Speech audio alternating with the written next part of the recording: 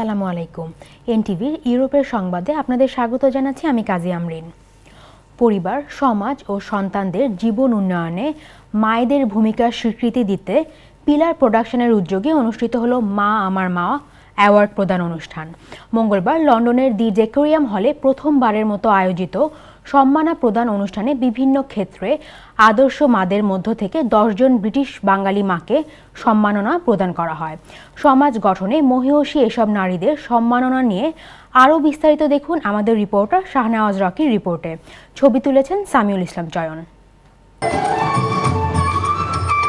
জন্মের পর থেকেই সন্তানকে পরম মমতায় বুকে ধরে রেখে যে মানুষটি লালন করেন তিনি হলেন মা। সেই মাকে সম্মান জানাতে এবং সন্তানদের জীবনে এক অনন্য অবদানের কিছুটা হলেও স্বীকৃতি দিতে আয়োজন করা হয় এবারের সম্মাননা অনুষ্ঠান মা আমার মা। কোনো মাই পদকের আশায় সন্তানকে গড়ে তোলেন না, তারপরও এমন সম্মাননা পেয়ে গর্বিত হন সম্মানিত মায়েরা। মা তো ইমোশনাল হয়ে যায়, একটু কথা বলতে পারছি না, কিন্তু আমার কাছে খুব ভালো লাগতেছে। আজকে আমি বুঝতে পারলাম যে আমি যে বাচ্চাদের জন্য এত কিছু আমরা করেছিলাম, আজকে এটার ফলটা আমি পেয়ে গেছি। প্রত্যেক মাই খুব স্পেশাল, তো এটা আমার মনে হয় সব মায়েদেরকে উদ্দীপনা জাগানোর জন্য এই আয়োজনটা করা আমার খুবই ভালো লাগছে। গর্বিত মায়ের পাশাপাশি সন্তানরাও মায়ের এমন স্বীকৃতি পেয়ে উদ্বেলিত হন অন্যরকম এক আনন্দে।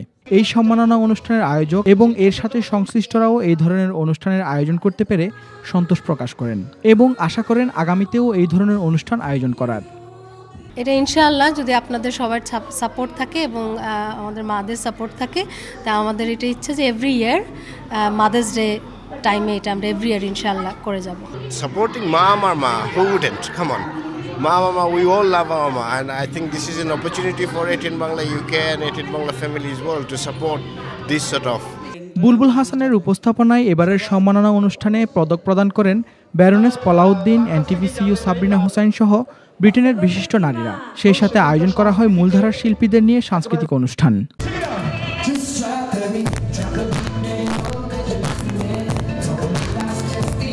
Shahnawaz Rocky, NTV news, London. অর্থনৈতিক মন্দার মধ্যেও British Bangladesh chamber of commerce লাভজনক প্রতিষ্ঠান হিসেবে কার্যক্রম চালাচ্ছেন বলে জানিয়েছেন চেম্বারের ফাইন্যান্স ডিরেক্টর মহিব চৌধুরী। মঙ্গলবার চেম্বারের 22তম বার্ষিক সাধারণ সভায় তিনি গত বছরের বাৎসরিক রিপোর্ট পেশ করতে গিয়ে এসব কথা বলেন। চেম্বারের প্রেসিডেন্ট মুকিম আহমেদের সভাপতিত্বে এ সময় প্রধান অতিথি হিসাবে উপস্থিত ছিলেন টাওয়ার হ্যামলেটসের নির্বাহী মেয়র লুৎফুর রহমান। এ সময় আরও বক্তব্য রাখেন বাংলাদেশ হাই কমিশনের কমার্শিয়াল কাউন্সিলর শরীফা খান। এ সময় তিনি সিলেটস ইকোনমিক জোন প্রতিষ্ঠার ব্যাপারে হাই কমিশনের পক্ষ থেকে সব ধরনের সহযোগিতার আশ্বাস দেন। এ সময় আরও বক্তব্য রাখেন চেম্বারের ডিরেক্টর MR চৌধুরী মাহতাব, মনির আহমেদ, রফিক হায়দার, সাইদ চৌধুরী, সংগঠনের অন্যান্য সদস্যরাও উপস্থিত ছিলেন। বাঙালি অধ্যুষিত এলাকার টাওয়ার হ্যামলেটস কাউন্সিলের নির্বাহী মেয়র নির্বাচন শুরু হতে যাচ্ছে 2014 সালে। ইতিমধ্যে লেবার পার্টির শর্টলিস্টে থাকা প্রার্থীরা শুরু করেছেন তাদের নির্বাচনী প্রচারণা। শর্টলিস্টে থাকা লন্ডন অ্যাসেম্বলি মেম্বার জন বিগসও সংবাদ সম্মেলনের মাধ্যমে তার নির্বাচনী প্রচারণা শুরু করেছেন। মঙ্গলবার পূর্ব লন্ডনের মন্টিফিউরি সেন্টারে আয়োজিত সংবাদ সম্মেলনে জন বিগস বলেন তিনি টাওয়ার হ্যামলেটসে প্রায় 3 যুগের চেয়ে বেশি সময় ধরে বসবাস করছেন। যে কোনো ধরনের দাবি আদায় সহ সব ধরনের আন্দোলনে জনগণের পাশে থেকেছেন তিনি। তাই মেয়র নির্বাচিত হয়ে বাড়ার উন্নয়নের কাজ করতে চান বলে তিনি জানান। এ সময় উপস্থিত ছিলেন জিম প্যাট্রিক এমপি, জশুয়া পেক, কাউন্সিলর সিরিয়া খান, কাউন্সিলর বিল টার্নার, কাউন্সিলর খসরুদ্দিন প্রমুখ। লেবার শর্টলিস্ট জন বিগস ছাড়াও গতবারের লেবার দলীয় মেয়র প্রার্থী Helal Abbas, councillor Sirajul Islam, councillor Rachel sandal এই তালিকা রয়েছেন। বাংলাদেশের দারিদ্র্য এবং পীড়িত মানুষের দিকে চিকিৎসা সেবা এবং মানবিক সাহায্যের হাত বাড়িয়ে দিতে চ্যারিটি ডিনারের আয়োজন করেছে যুক্তরাজ্য ভিত্তিক চ্যারিটি সংস্থা ওয়ান কেয়ার এবং মাসুম মেডিকেয়ার সার্ভিস। ওল্ডহ্যাম থেকে আমাদের প্রতিনিধি দিলওয়ার হোসাইন শিবলি জানান, মঙ্গলবার ওল্ডহ্যামের গ্র্যান্ড ভ্যানু হলে এই ডিনারের আয়োজন করা হয়। মোহাম্মদ হুশিয়ার আলীর পরিচালনায় অনুষ্ঠানে চ্যারিটি সংগঠনের কার্যক্রম সকলের সামনে তুলে ধরেন মাসুম মেডিকেয়ারের চেয়ার, মায়া সলিসিটরের ডিরেক্টর মনিরা মোখলিস এবং ওয়ান কেয়ার চ্যারিটির সংস্থার পরিচালক মোহাম্মদ নানু মিয়া। তারা জানান, বাংলাদেশের প্রত্যন্ত অঞ্চলে অনেক দরিদ্র মানুষ চিকিৎসা সেবা থেকে বঞ্চিত এবং চিকিৎসার অভাবে বিকলাঙ্গ হয়ে জীবন কাটাচ্ছে। তাই মানবতার সেবায় এসব পীড়িত মানুষদের সাহায্যার্থে সবাইকে এগিয়ে আসার আহ্বান জানান তারা। ফ্রান্স প্রবাসী চট্টগ্রামের অধিবাসীদের সংগঠন বৃহত্তর চট্টগ্রাম পরিষদ ফ্রান্সের সাধারণ সভা অনুষ্ঠিত হয়েছে। ফ্রান্সের রাজধানী প্যারিসের লা কুর্নেভার স্থানীয় একটি হলে এই সভার আয়োজন করা হয়। আমাদের ফ্রান্স প্রতিনিধি শাহিন আহমেদ জানান, নবনির্বাচিত সভাপতি মানিক এস বাবলুর সভাপতিত্বে সাধারণ সম্পাদক সুমন বড়ুয়ার পরিচালনায় সভায় বক্তব্য রাখেন অ্যাডভোকেট প্রদীপ কুমার বড়ুয়া, সৌমেন বড়ুয়া, লিটন, মঞ্জুরুল হাসান চৌধুরী প্রমুখ।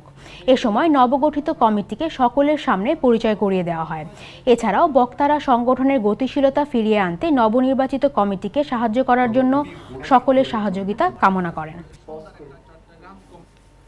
বাংলাদেশে চলমান পরিস্থিতি, শাহবাগের জাগরণ মঞ্চ থেকে বিভিন্ন কটূক্তির প্রতিবাদ জানিয়ে প্রতিবাদ সভা করেছে হযরত শাহজালাল রহমতুল্লাহি আলাইহি ওলামা পরিষদ ফ্রান্স। মঙ্গলবার প্যারিসের গার্ড দু নর্ডের স্থানীয় একটি রেস্টুরেন্টে এই সভার আয়োজন করা হয়। হাফেজ ওয়াহিদুর রহমানের সভাপতিত্বে মাওলানা মিজানুর রহমানের পরিচালনায় অনুষ্ঠানে বক্তব্য রাখেন মাওলানা সাজ্জাতুর রহমান, মাওলানা আব্দুল মুহিদ, মাওলানা আব্দুল বাসিত সুমন, শাহিন আহমেদ প্রমুখ। বক্তারা সরকারের প্রতি তীব্র নিন্দা জানান এবং গণহত্যা বন্ধের দাবি জানান। বাংলাদেশে চলমান প্রজন্ম চত্বর আন্দোলনের মাধ্যমে ধর্মীয় অনুভূতিতে আঘাত আনা হয়েছে বলে দাবি করে প্রতিবাদ সমাবেশ করেছে কভেন্ট্রি বাংলাদেশি মুসলিম কমিউনিটি। আমাদের কভেন্ট্রি প্রতিনিধি হোসেন আহমেদ জানান, রবিবার আয়োজিত এই প্রতিবাদ সভায় সভাপতিত্ব করেন রফিক আহমেদ। শেখ মোহাম্মদ আব্দুল হান্নানের পরিচালনায় সভায় বক্তারা বলেন, তরুণ প্রজন্মের আন্দোলনের মাধ্যমে বাংলাদেশের ধর্মপ্রাণ মানুষের ধর্মীয় অনুভূতিতে আঘাত এনে এ বক্তব্য করা হয়েছে। এ সময় আরও বক্তব্য রাখেন সৈয়দ জমশেদ আলী, সৈয়দ কবির আহমেদ, আফজাল খান লাকি প্রমুখ।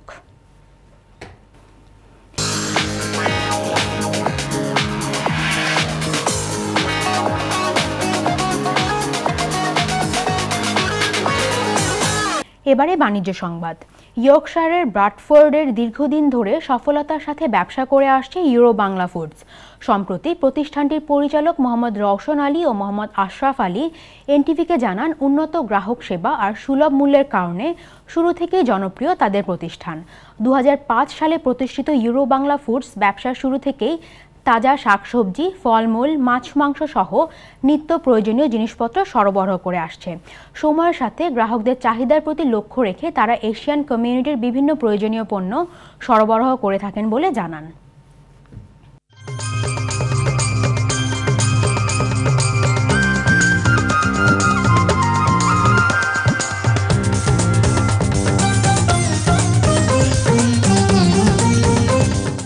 এবারে সাংস্কৃতিক সংবাদ।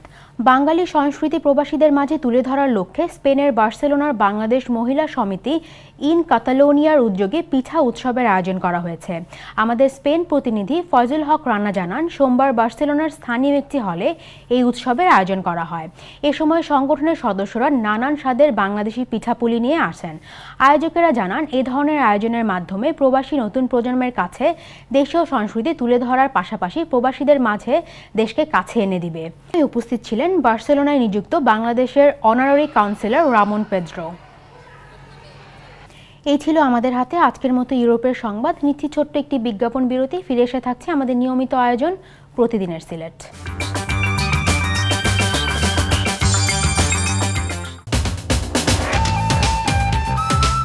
এরপর দেখবেন প্রতিদিনের সিলেট।